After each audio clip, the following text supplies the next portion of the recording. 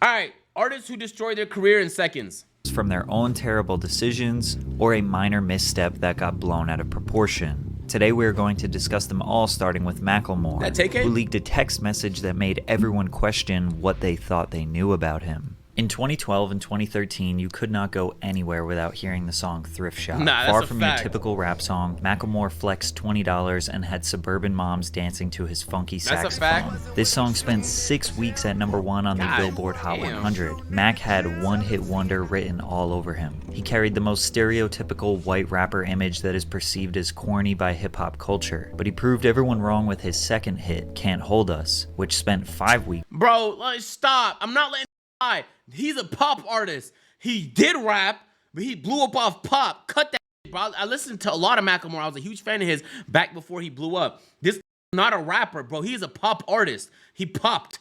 He made pop music. At the #1 spot. This track was definitely more of a standard pop track, but 2 Billboard #1s in his first year as a mainstream artist stamped that he was a force to be reckoned with. However, it was all about to come crashing down, as Macklemore would suffer from success. At the 2014 annual Grammy Awards, Macklemore was nominated in 7 categories, the biggest and most prestigious being Best Rap Album and Best Rap Song. After winning Best Rap Performance and Best New Artist, people were happy to see him win 2 Grammys. Nominated for Best Rap Song up against Drake, Kanye West, Jay-Z, it seemed unlikely Macklemore would win, but why the fuck you didn't mention A$AP Rocky in them, bruh? This is probably the best song on the whole list, nigga. Yo. Thrift Shop was in fact the winner of Best Rap Song of 2014, securing him his 3rd Grammy of the night. But what would come next would shock the world. Up against Drake's Nothing Was the Same, Jay-Z's Magna Carta, Kendrick Lamar's Good Kid Mad City, and Kanye West's Yeezus, Macklemore had absolutely no chance of winning. Everyone was betting on Kendrick since he without a doubt had the best Soft White Underbelly video. Got fire interviews. I have no idea what that is. Soft White Underbelly. Album of the bunch, but wouldn't be entirely surprised if it went to the other nominees. The hip-hop community was floored when Macklemore and Ryan Lewis's The Heist won Best Rap Album of the Year. The Heist couldn't be a more fitting name for this absolute robbery. Macklemore was being cooked by the hip-hop. Nah, they had that shit win over Good Kid Mad City! Nigga! What? But that's one of the best projects of all time, bro. That's literally a top 10 project of all time. Pop community online, reminding him in every comment section that he didn't deserve to win. He felt so much pressure that he decided to text Kendrick Lamar and apologize. You got robbed. I wanted you to win. You should have. It's weird and sucks I robbed you. I was going to say that during the speech. Then the music started playing during my speech and I froze. Anyway, you know what it is. Congrats on this year and your music. Appreciate you as an artist and as a friend. Much love. You got robbed. I wanted you to win. Okay, Started music. Appreciate you as an artist and as a friend. Much love. We wouldn't have ever seen this text if Macklemore didn't post it to social media, which made it. The nigga posted his tweet. My text to Kendrick after the show. He deserved Best Rap Album. I'm honored and completely blown away to win anything, much less for Grammys. But in that category, he should have won it, in my opinion. And that's taking nothing away from The Heist, just giving Good Kid Mad City his proper respect. With that being said, thank you to the fans. You're the reason we were on that stage tonight. And to play Same Love on a platform that was a career highlight, the greatest honor of all, that's what it's about. Progress in art. Thank you, nigga. Shut up. Made it even worse and looked like he was just trying to get in the good graces with the public. Did you ever feel any way about him posting the text message or anything like that? Yeah, I think it was uncalled for, to be 100 with you. When he sent it to me, I was like, okay, you know, I could see him feeling that type of way because he a good dude. But I think for confirmation from the world, you know, he probably felt like he had to put it out there, which he didn't need to do. He didn't need to do, but I don't take nothing away from him anyway because I know where his heart is at. He cool. Despite Kendrick being cordial and saying that Macklemore meant well, hip-hop fans could never truly accept Macklemore as a part of the culture. They thought he was disingenuous, and they didn't really like his music in the first place, so this was an easy excuse to forget about him. He stepped out of the limelight, and many people suggest his music was never as ambitious ever again. He felt guilt, and that guilt ate him alive. His 2016 album, This Unruly Mess I Made, sold just 61,000 copies in the first week. Him and Ryan Lewis split up shortly after, and Mac released another solo album, Gemini, Gemini that did decent amongst his fan base, but ultimately, he hasn't had any major mainstream success in almost a decade. But unlike Macklemore, DaBaby refused to apologize to anyone, which is leading to... Bro, 61K first week is like, sure, the nigga was getting hella number ones when he was on... Oh, hey, man. What's going on, bro? Chilling. You? Good, man. That's good. You look different today. Got my hair done. That's what it is. That's probably what it is, man. Trying to be like you. Oh, word. You get dressed? Wait, hold on. You just started? Yeah. Damn, good luck, man. To one of the dumbest downfalls of all time.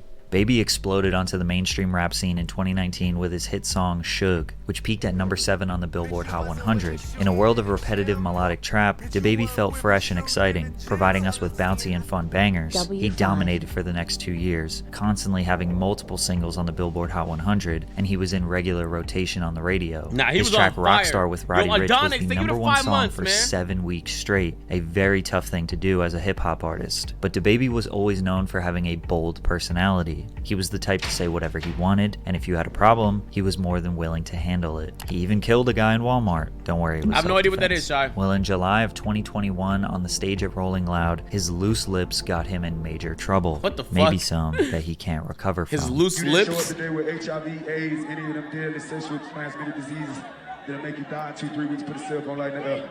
Lady, if your pussy smell like water, put a cell phone light in the air. Fellas, lights up. Fellas, if you ain't sucking nigga in the parking lot, put your cell phone lights in the air. Completely unprovoked and for no reason at all. Yo, only they give him 4 months, first of all. Second of all, Agent. is it possible? Is it possible it was just a parody? I don't know if you ever went out to a club, they be doing that shit nonstop, bro. Bro, they be doing that shit nonstop. If you an independent woman, man, Ray, make some. If you were with the most generic things that everybody can get behind, bro. I don't know. Maybe it was just like a parody. Niggas trying to be funny. I don't know. But that was crazy. I remember that. At all, DaBaby was thinking about gay men and what they do in their free time while he was on stage performing. He referred to people with AIDS as dirty and will likely die soon from the illness. Insane. Both statements are categorically and factually untrue. The clip was shared onto the internet and sent millions of people into an uproar. DaBaby addressed this on his Instagram and clarified his message. I wasn't going on no rant. That's called a call to action. That's what that's called, because I'm a live performer. I'm the best live performer. I'm a live show killer. Nigga, that is not a call to action, bruh. You interact with your fans. You get what I'm saying? Look, all the lights went up gay straight. You want to know why?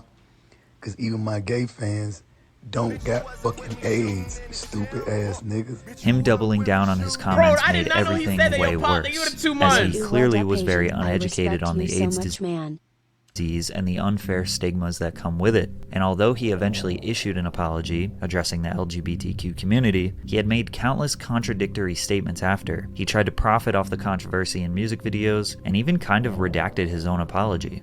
If I say what I say to get people to raise their cell phones and it's misinterpreted by people who watch a 5-second clip at home, you're not supposed to understand what's going on. You couldn't raise your cell phone if you wanted to, so you ain't supposed to be able to digest a clip, you know what I'm saying? A clip that has been altered and shortened with a narrative to go along with it, with enough people driving it, it's gonna do what it do. From here, he got kicked off every major festival in 2021 that he was supposed to perform at. And even when he did perform, he was booed and had garbage thrown at him. A-list celebrities and fellow collaborators condemned him. But the controversy continued. He got into fights, tormented and broke down the mother of his child on Instagram, tried to kiss one of his fans without consent. DaBaby was not trying to save face. He just kept saying, "I'm sorry for being me." His ticket sales plummeted, which resorted to him offering buy one, get one. You know what's weird? I actually don't think the reason why his shit was doing worse is because of none of this stuff. I think a lot of people just found it repetitive. I don't think it has anything to do with this stuff. Free deals to fill out the venues. One report alleged that he only sold 500 tickets to a venue that holds 14,000 people, and he claims to have lost $30 million because of the controversy. God, what were the A week or two after, $30 million, $30 million that I would have had before the ball dropped 2021. So this happened, rolling out what, July? I had $30 million worth of shows on the schedule before December 31st. Maybe it played a role. Maybe it played a role, but it probably played a bigger role when it comes to like him being blacklisted off like him being blacklisted off like, cause when you go to Spotify, it's like being blacklisted off the YouTube homepage. Most niggas is just gonna click here, and then if your shit is not here, they're not searching it, nigga. It has to be on one of these, bro. Especially the popular rap ones. Like Rap Caviar is the most popular one in the rap category. But each genre has its own most popular. If you're not on here, but if you get on here, I'm not gonna lie, but your shit's getting a couple million views just off the strength of it being on here. He had to say was, put your hands in the air if you just don't care, and all of this could have been avoided. But if you think what DaBaby said was bad, you'll be horrified by what CeeLo Green said in a series of questionable tweets. If you don't remember the name CeeLo Green or his previous duo Gnarls Barkley, you definitely remember his two most iconic songs, Crazy and Forget You. Crazy peaked at Bro, that's a good... Well, hold on.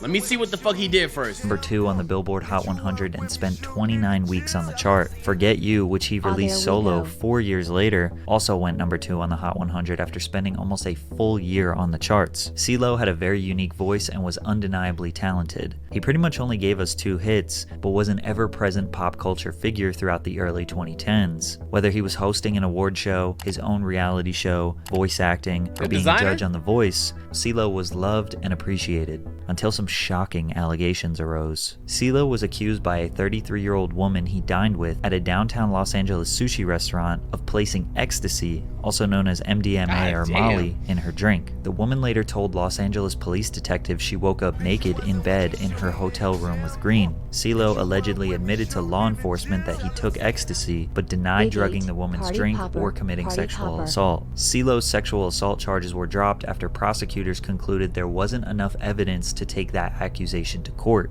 but he was found guilty on drug charges, which landed him 3 years probation. But it wasn't the nature of the charges that ruined his career, it's what he said on Twitter after the case. After being criticized by people in public tweets, he decided to respond. Women who have really been R-worded, remember, but point taken.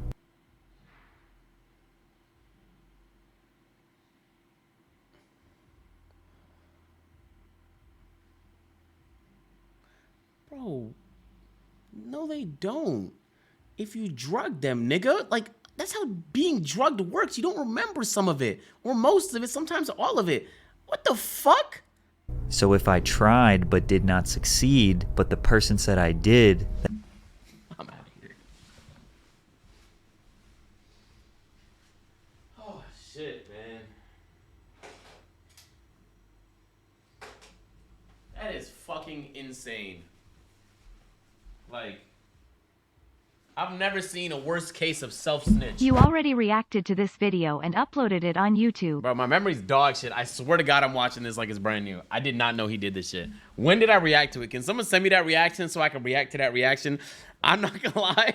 I did not know he did that. And what really happened? When someone breaks in a home, there is broken glass. Where is your plausible proof anyone was R-worded? If someone passed out, they're not even with you consciously, so with implies consent. It's hard to see what point he was trying to make here, but the blogs were not holding back. CeeLo, it's not rape if you forget. CeeLo Green, that to me, it isn't rape if the victim is unconscious. After these tweets, his reputation was destroyed. He lost all of his live performance bookings, he quit The Voice to avoid being fired, his TV show was canceled, and he basically disappeared from the pop culture zeitgeist, pretty much surviving off royalties and small film roles here and there. But I guess him and I are friends now? Yo, Pat, what's up, man?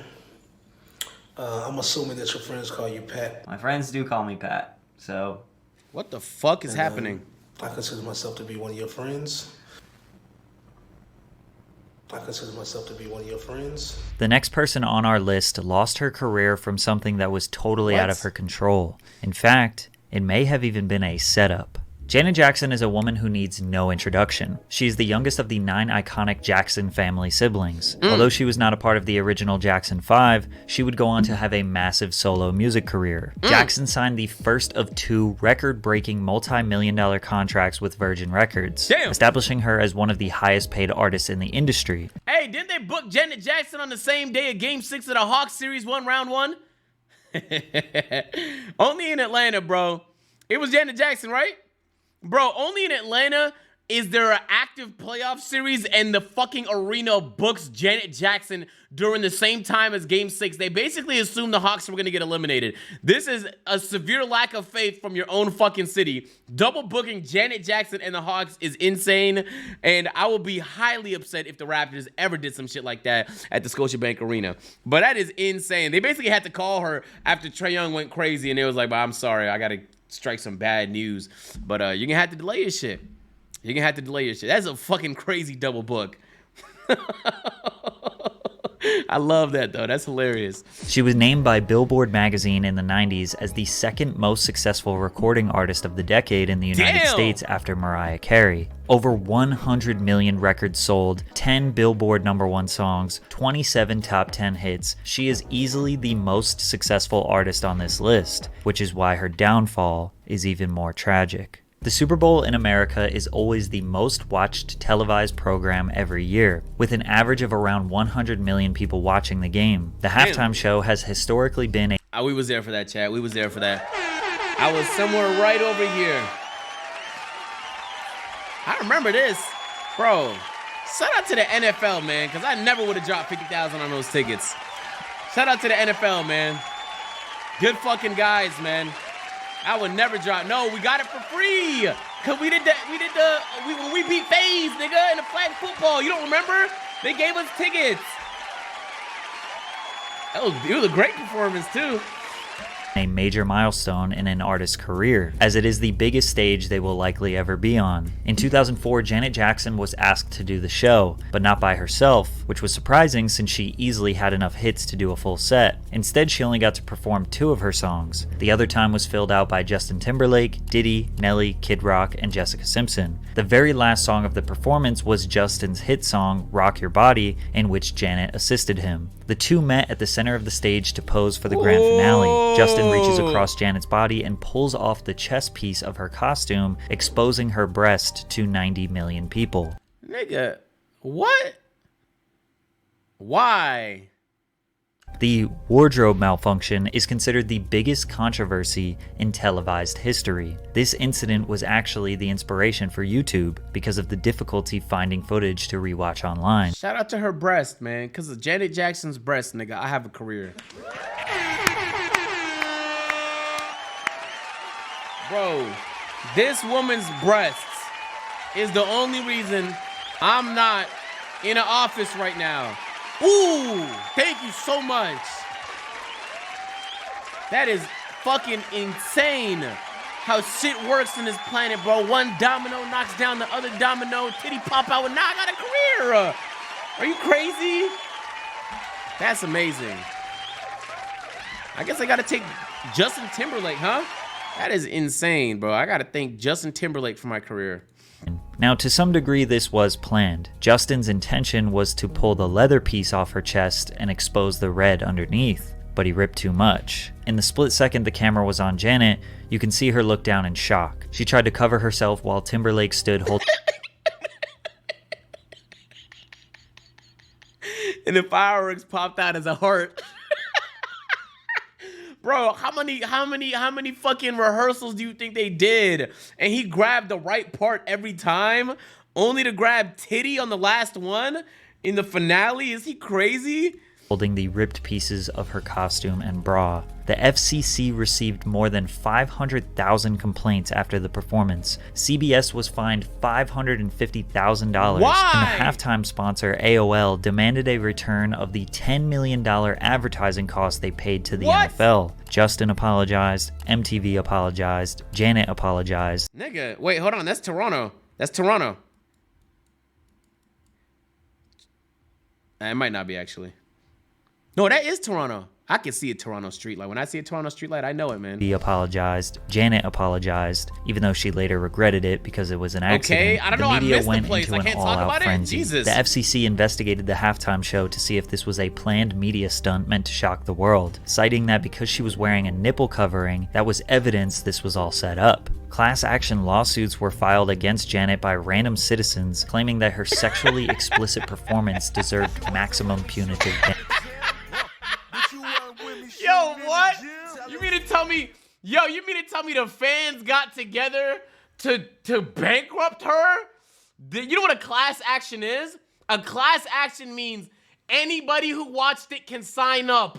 And all of y'all get a split of whatever money is recovered. So if $1 million gets recovered, the 10 million people that signed up get like 10 cents each or however the fucking math goes. But the only reason you agree to a class action is if you want to fuck whoever did it. Because you usually don't get crazy bread off class action suits. That is fucking insane. Yo, I shouldn't be laughing. Niggas got together, they was that frustrated.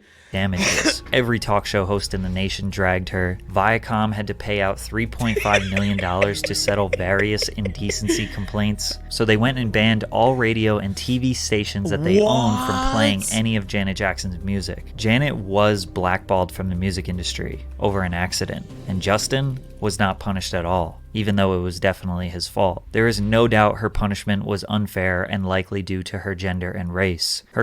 Wait! I heard 3 hits from this nigga that year, bro. Bro, I heard 3 hits from that nigga around the same time. Dismantled. She did have a #1 album, a Grammy nomination, some light Billboard presence, but this incident lingered like a... And Shesh talk about non-stop energy. Never again. You tried Ghost? I don't, my body doesn't metabolize caffeine, but everyone I give it to says it's like crack. Dark cloud over her head for many years, and slowly she faded out of the mainstream. I am one of those women who have been gagged, both literally and emotionally. What you mean literally? You was gagged literally? Who gagged you? You got details? Not bad. Nigga said I did in the chat.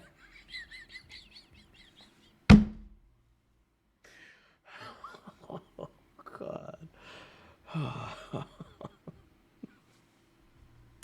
Women who have been abused, women who have been intimidated, women who have lived in fear. I stand with you.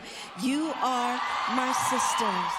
However, today, most people can all agree that this was just an overreaction, and she is still highly regarded as one of the most iconic pop stars of all time. Overreacting to small mistakes seemed to be common in the early 2000s, because this next artist's career was destroyed by something so small, it's almost unbelievable. Simpson was the younger sister of the already famous pop star Jessica Simpson, who was a multi-platinum Billboard charting recording artist. She also had her own MTV show. Jessica was one of the most popular programs on the network. MTV wanted to capitalize on the Simpson sisters' newfound fame and gave Ashley her own series called The Ashley Simpson Show. The series ran for 2 seasons and aired every week on MTV directly after Jessica's show. Viewers who were invested in Jess were introduced to Ashley immediately after. Ashley was desperate to not live in the shadows of her sister. She dyed her naturally blonde hair brown and built a pop-punk image to complement her pop-rock music. Her album's lead single, Pieces of Me, became an instant hit in the United States. The song peaked at number 5 on the US Billboard Hot 100 and sold over 500,000 copies nationwide. Okay. Ashley's debut album was released soon after, with an estimated 398,000 copies sold in its first week. Worldwide, the album sold more than 5 million copies. She had a bigger debut than her sister, but her career ended just before it took off. Saturday Night Live, 2004. Ashley Simpson was set to perform her single Pieces of Me when this happened. That's the one we just heard, chat. On Monday, I am waiting. Tuesday, I am fading.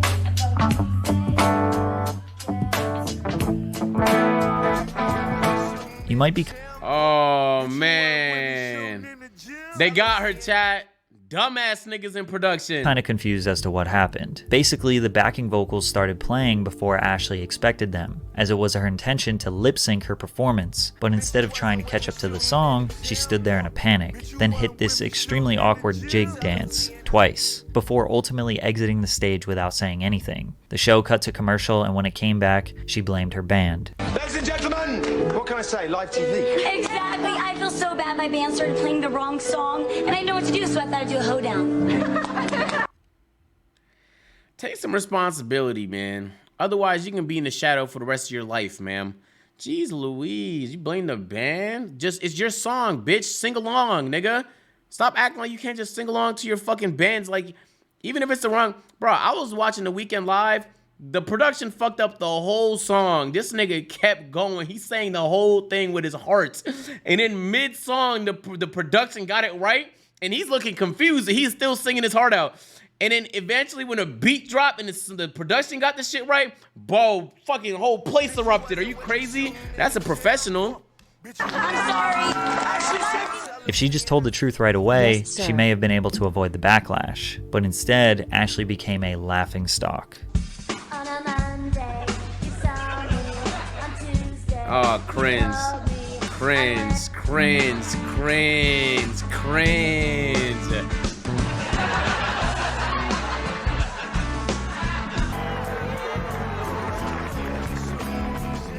That American Dad or Family Guy?